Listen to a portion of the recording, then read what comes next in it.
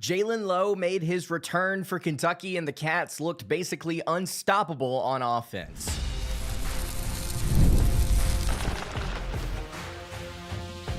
You are Locked On Kentucky, your daily podcast on the Kentucky Wildcats, part of the Locked On Podcast Network, your team every day. All right, what's going on, Big Blue Nation? Welcome on into Locked On Kentucky, your daily Kentucky Wildcats podcast. I'm your host, Lance Dawe, and on tonight's episode of Locked On Kentucky, we are going to be recapping Kentucky basketball's 107-59 win over the Valparaiso Beacons. This was dominance from start to finish. Cats looked incredible on offense, largely due in part to Jaylen Low's return. Going to talk about how the Cats looked overall, the things that I was impressed with, maybe some things that the Wildcats could improve on, and we look ahead to the massive game against Louisville on Tuesday. Thank you guys so much for making Locked On Kentucky your first listen every single day. I want to remind everyone out there that we are free and available on all platforms, and if you are watching on YouTube, I would greatly appreciate it if you subscribe to the show, and if you are listening on podcast, I would also appreciate it if you subscribe there as well. Thank you to everyone here in the live chat who's watching on YouTube. If you have any thoughts on how this game went down,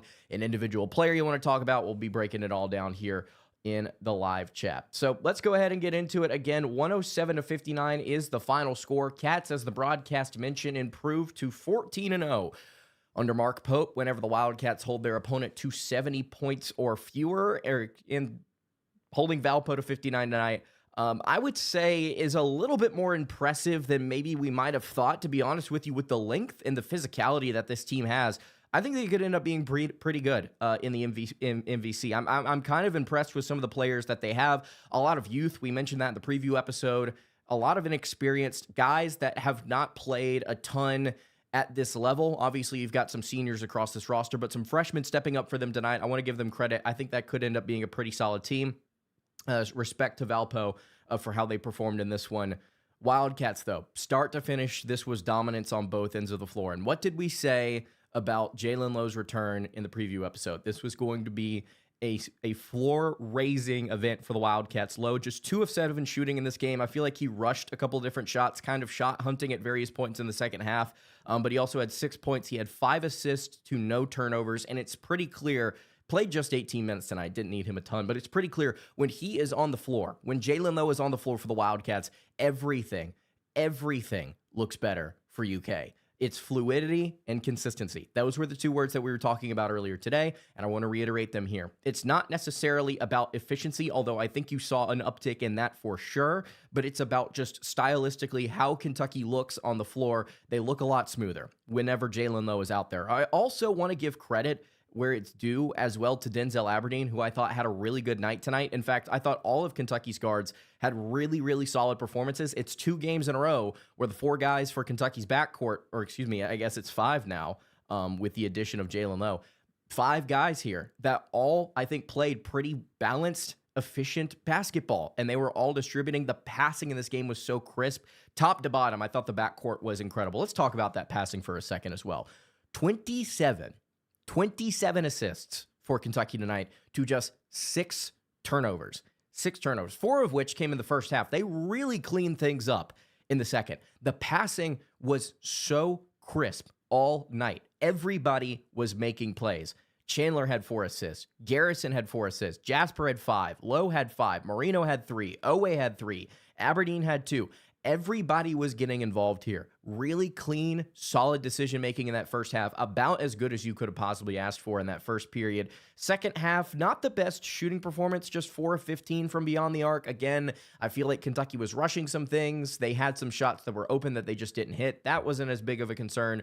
I go back to what I was saying before the beginning of the season, kind of what we've been hoping would be the case, and now looking ahead, projecting. I'll reiterate what I've said the entire time. This can be an average to slightly above average shooting team, and because of where they are making strides elsewhere in the game, most notably on the defensive end, they can be a national championship caliber squad. That's what Florida was a season ago. They were just an average to slightly above average 3-point shooting team when it came to the quality, versus quality opponents, I should say. And I think that's what you're probably going to get here with Kentucky. Again, 39.3% in this game, 11 of 28 from beyond the arc. Really were stroking in the first half. It's crisp passing. It's solid decision-making. It's everybody playing together as a unit.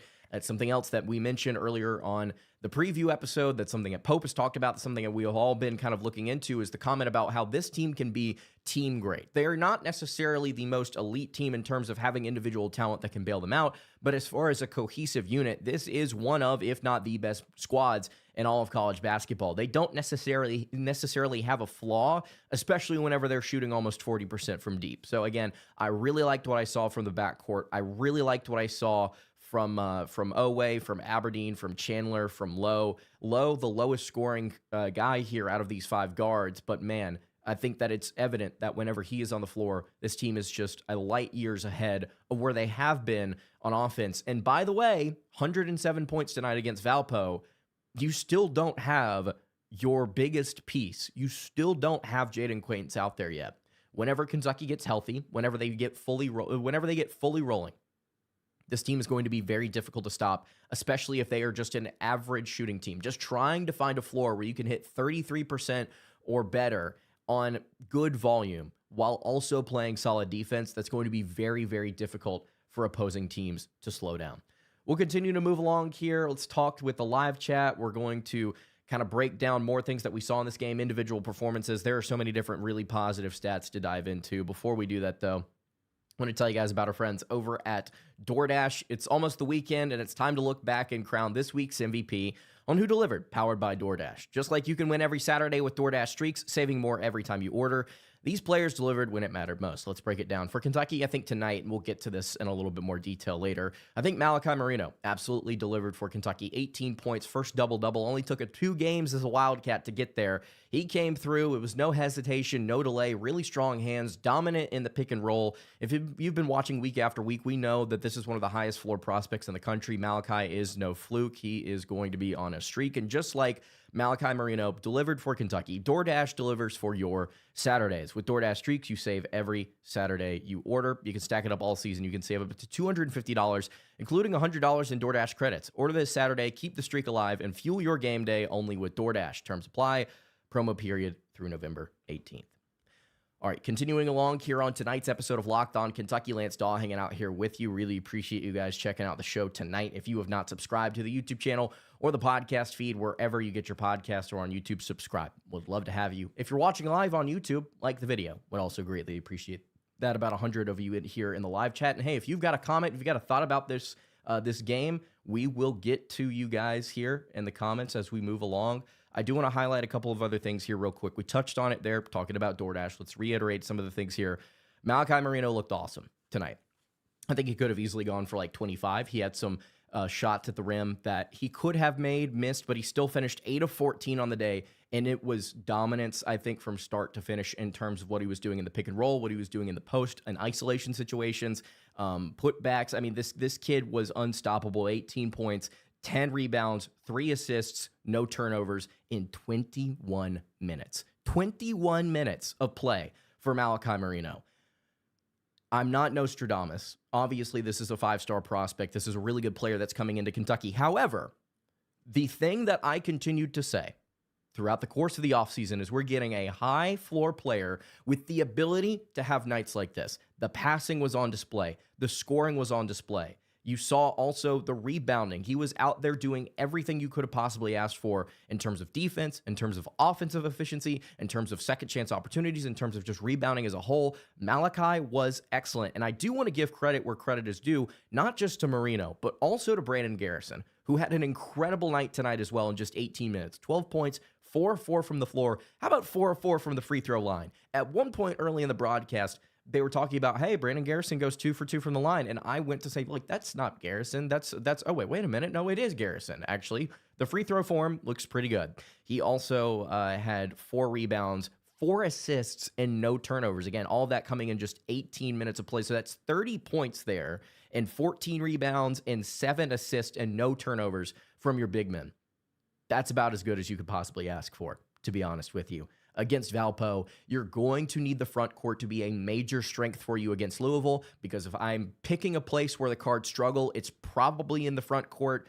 You have to have these guys rolling into this game, playing well, feeling confident, being efficient, playing efficient basketball. And again, I think that's what we saw tonight. It's what we saw tonight from the entirety of the group. I'm actually really excited to see what happens here whenever Ken Palm refreshes. It already has.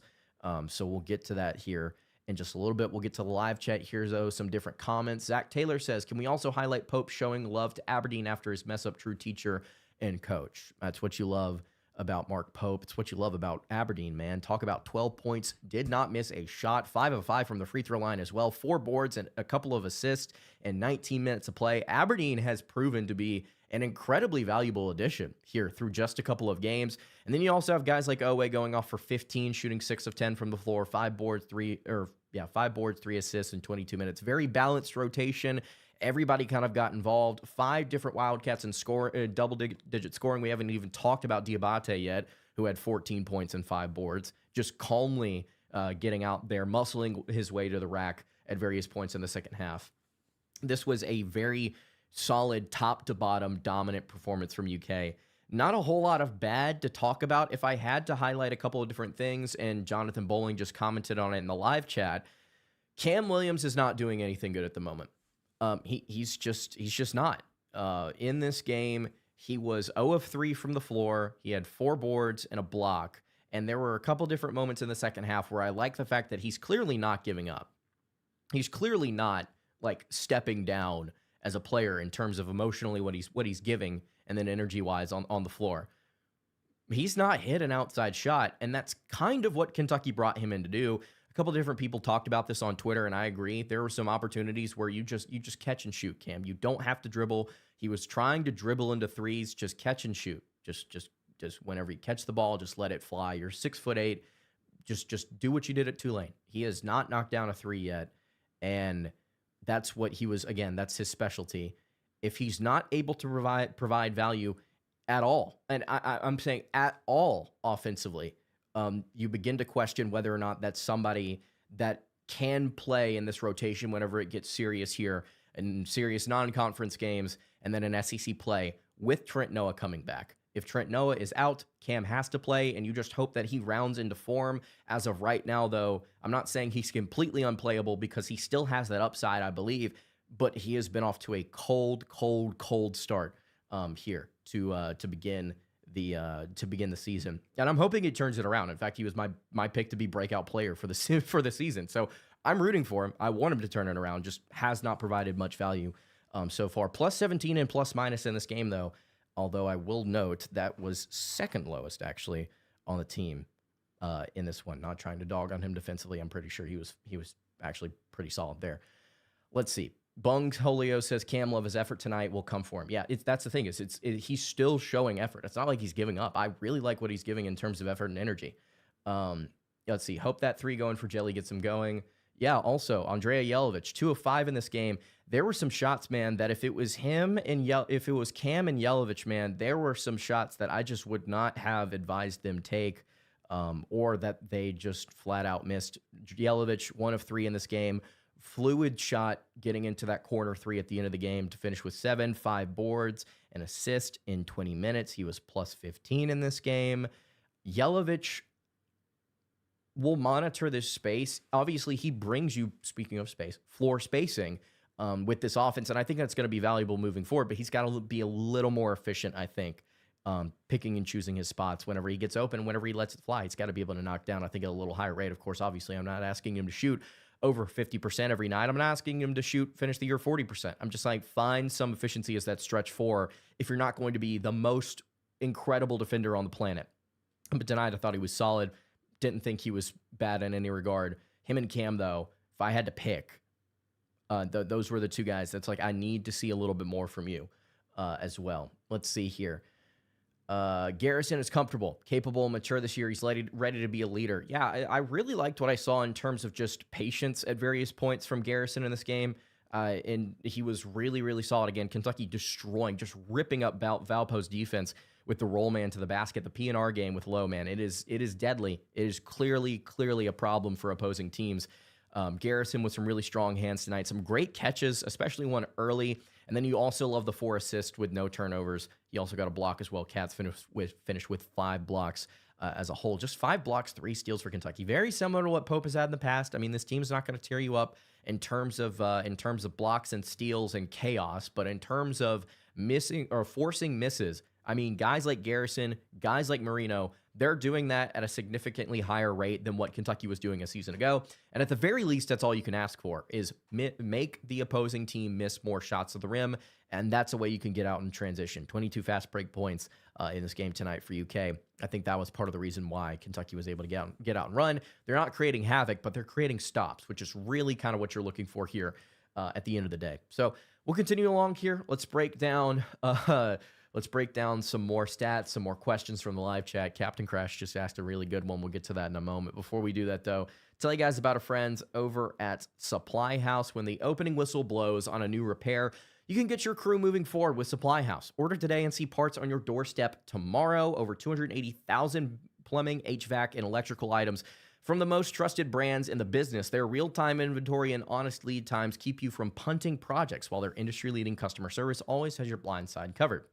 If you need parts for a project, Supply House has next day delivery. Talk about a game changer. The part finder and tools and 3D schematics can save you hours on jobs where every detail matters. You can join the free Trademaster program today and score serious perks like priority shipping, lower prices, and a dedicated support line. Visit supplyhouse.com to sign up for free and use promo code SHCollege5 for 5% off your first order. That's supplyhouse.com. Real people, real service. This is not a bit. Actually, as we continue along here on Locked On Kentucky, I know that we have ad sponsors, but Supply House actually helped me find some tools and things to fix a leak in my shower. Not a joke. It has been a serious issue, and I got it resolved thanks to Supply House. You should go there if you need anything done in that variety. Okay, so Kentucky again, 107-59 winners over Valpo. Cats improved to 2-0 on the season, now up to number 2 in the KenPom ratings. Behind, let me just check here real quick. Yeah, that's right. Houston barely, and I mean barely behind Houston in this net rating here early in KenPom. That's exciting to see. Really, really like that. Big on numbers. Hey, number go up, it means you're having fun. At least that's what Calvin used to say to Hobbs in the elite Calvin and Hobbs comic.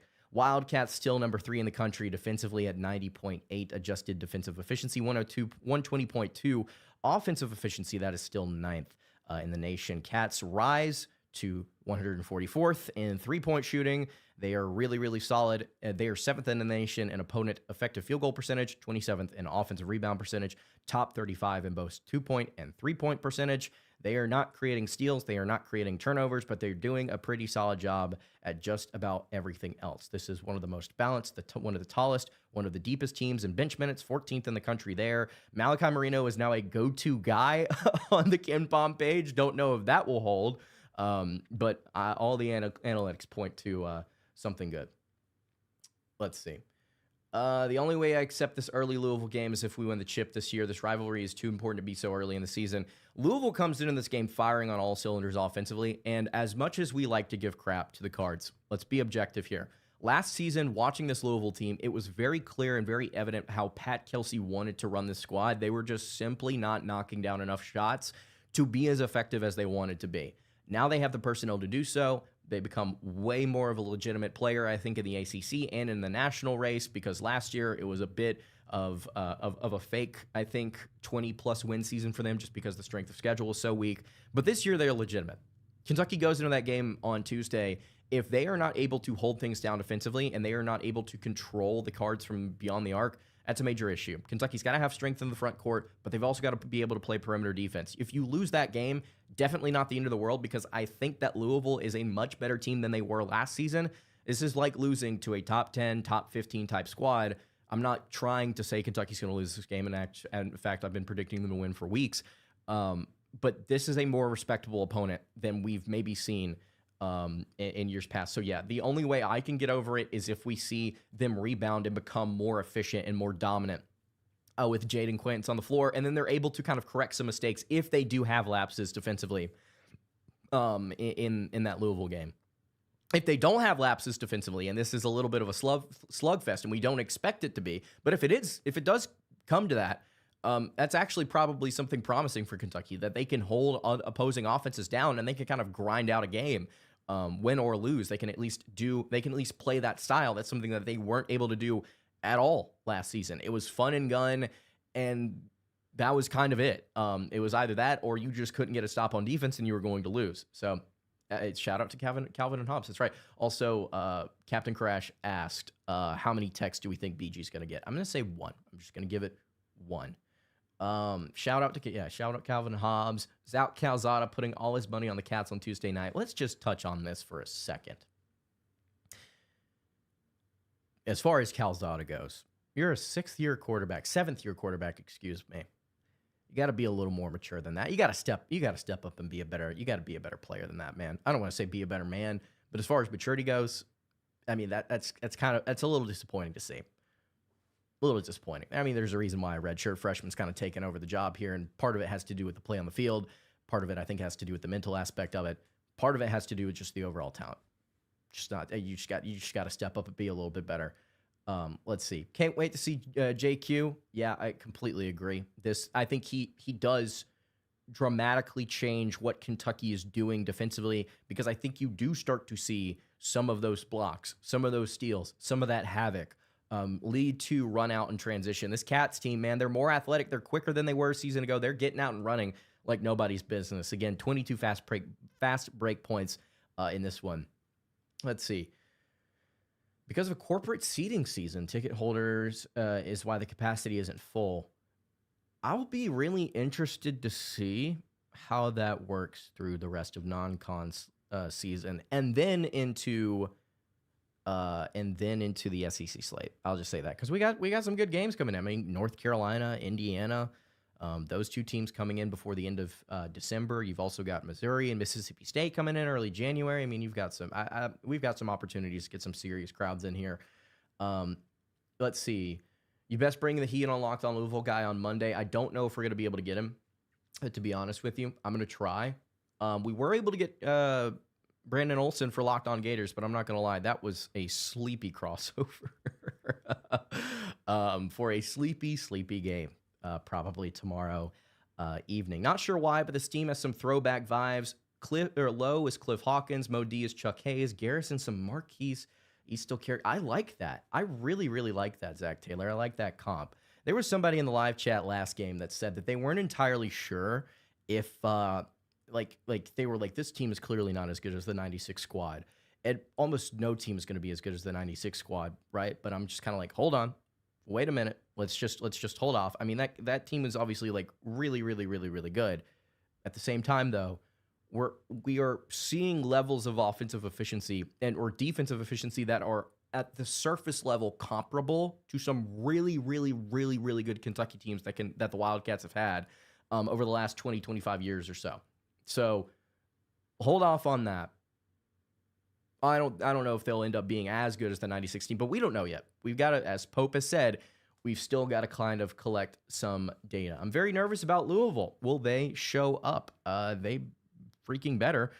Defensively, Louisville drops to now 36th in defensive efficiency after just 2 games against South Carolina State and Jackson State, but they have the second best offense in the nation, primarily because they're shooting 72% from inside the arc so far through 2 games, and they play with the second fastest pace in the country. So I guess it's less of a question of whether or not Louisville brings it, and more of a question of whether or not Kentucky can bring it on the defensive end and kind of make this a little bit uglier. I know Kentucky obviously wants to run as well, but I think Kentucky's got the defense to make this a little bit more difficult. I also, if the backcourt gets like 3 of their 5 guys going, then I really like what Kentucky can have in the half court just because of what Jaylen Low brings you in the pick and roll, being able to kind of snake his way into the paint, find guys. So much drive and kick in this game tonight against Valpo. Obviously some early threes from the corners, but you got to see throughout the course of the game, shots weren't necessarily falling from deep at times, but guys were getting open. And that's really, really promising to see. This Kentucky squad is team great. As Pope continued to say, is team great. And when they are firing on all cylinders, man, they're making all these really good decisions. Really, really solid play tonight against Valpo. Want to shout out Jasper Johnson real quick. 3 of 4 shooting from beyond the arc in this game. He had 9 points, 5 assists. Again, no turnovers. This team just kind of ripped through this Valpo team. And I want to give them credit again. I think they might actually be pretty good in the MVC. Someone doesn't think we're good as the greatest college team of all time. Yeah, right. No. If Williams continues to not produce on offense, what do you think about putting Yelovich at the 3 the same way Florida uses Howell? Could be something to try. It could be something to try if you want to go big in your lineups. I would be curious to see what Kentucky does with the rotations outside of that. I would be curious to see what Kentucky does in rotation outside of that. That's something you could try. I don't trust Yelovich necessarily to be a natural 3. Of course, Florida's kind of trusting Howell to be. I mean, Howell is not a natural 3. I would argue. But yeah, you could go big if Yelovich is able to provide you some actual shot making from beyond the arc, then and a little bit more defense. Then I think that's a perfectly viable option. It's in something you could experiment with at the very least. Seems like Respawners redshirting. If Hawthorne decides to, also does that hurt our depth at the 4 and the 5 spots? Can we risk it? Injury would be the response to that, and we can't account for injury. There's no way to accurately predict if and when injury is going to happen. It's not possible. Of course, with this Kentucky team, we've kind of gotten to see no matter what, injury is going to plague the squad over the last half decade plus. So maybe you have something there. I'm going to say no for now, just because if JQ gets back, you've got 3 guys at center that you could feel pretty freaking confident with. As far as Hawthorne goes, man, I'd be really curious to see what Hawthorne looks like compared to somebody like Yelovich. Not to say Yelovich is a bad apple here or like not worth the rotation, but I'm just really excited about what Hawthorne could bring for sure. Cam needs some confidence. He absolutely does. Cam can't be on the court against Louisville. We say that if he makes his first 2 shots against Louisville, I mean, it's one of those where it's like, okay, there's your 3-and-D wing. Kind of have to keep him there. We'll have one really good game, and then floodgates will open for him. I could see something like that happening. Great Kentucky in the live chat says, I think redshirting both will help with depth next year, which I'm fine with. Give me more conditioning and training for both. I agree. Right now, we can't say that it hurts us because I feel like we're pretty deep regardless. But if players go down, which again we can't account for, then maybe we start to have some concerns. Maybe you have to play Hawthorne at that point. If Mo Diabate goes down, that would probably be my response. Is hey, let's spread this thing out at the 4. Let's get Yelovich. Let's get Noah to slide down like he did at times last season. We would have to experiment, I think, a little bit there, and I think Hawthorne could be a possible answer. Hawthorne and Potter weren't playing this year anyways. Yeah, they weren't. I mean, that was kind of the known from the get-go, is that Kentucky was going to kind of let those guys ride on the bench. And, I mean, crap, they've got so many different guys that can play already this year with JQ and now Lowe back. I mean, I'm really excited. I'm really excited about Hawthorne next year, though. Noah may have gotten hurt at the wrong time. I'd rather have it now than later. I would rather have it now than later. You've got a lot of different games. I'll say this. You've got a lot of different games against teams you can beat in this non-con slate. And if he is able to return healthy for SEC play, with how he performed at times late in the conference slate a season ago, I think I'm okay. Obviously, I want him to be back as soon as possible. But right now, I'm okay with it happening now rather than later. Valpo shoots 28% from the floor, 24% from 3, 8 of 34 from beyond the arc. I do want to give credit to Brown and then Chaney, I believe Chaney, a freshman, 15 points, 5 of 10 from the floor. He was kind of the only bright spot for them offensively. Kentucky, 85% from the charity stripe in this one. I told you guys, I think it's more about the players taking the free throws than the actual free throw shooting concerns themselves. Just 6 turnovers, 15 points off of turnovers for the Cats, though. Plus 16 in the rebounding margin. Did get out-rebounded on the offensive glass. I don't think that's a major concern, but Kentucky really, really solid there in all stats. Plus 9 at bench points, plus, what is that, 20? Yeah, plus 30, excuse me, and points in the paint. They had 22 fast break points to Valpo's 4, 5 blocks to Valpo's 4. They did only have 3 steals, but 27 assists to the Beacons' 11. Statistical dominance, and Ken Palm agrees. You have a huge, huge, huge game against the Louisville Cardinals on Tuesday, November 11th. I am so excited. I'll be previewing that matchup, obviously, on Monday. We'll be breaking that down. A lot to dive into when it comes to Louisville and how they want to operate this season. It's a really freaking good team. Ken Palm currently projects that to be basically a 50-50 game. Gives Kentucky a 49% chance to win this one. Losing that game by 1, that's a toss-up. It's about as toss-up as a toss-up gets. Big-time rivalry game. So excited that that's back. Really appreciate all of you guys in the live chat for sticking with me tonight. That's going to do it for tonight's episode of Locked On Kentucky. You can follow the show on Twitter at Locked On UK. You can follow me on Twitter at @LanceDawe_ and follow the show over on Instagram. That is at Kentucky Podcast. Like the video if you've not already. Subscribe to the channel if you are new. We're going to have a preview of this Louisville game on Monday. You do not want to miss it. Big time clash. Cannot wait for it. I will see you guys all then. And until then, God bless and go Cats. Sometimes you press the wrong button, head out of the show.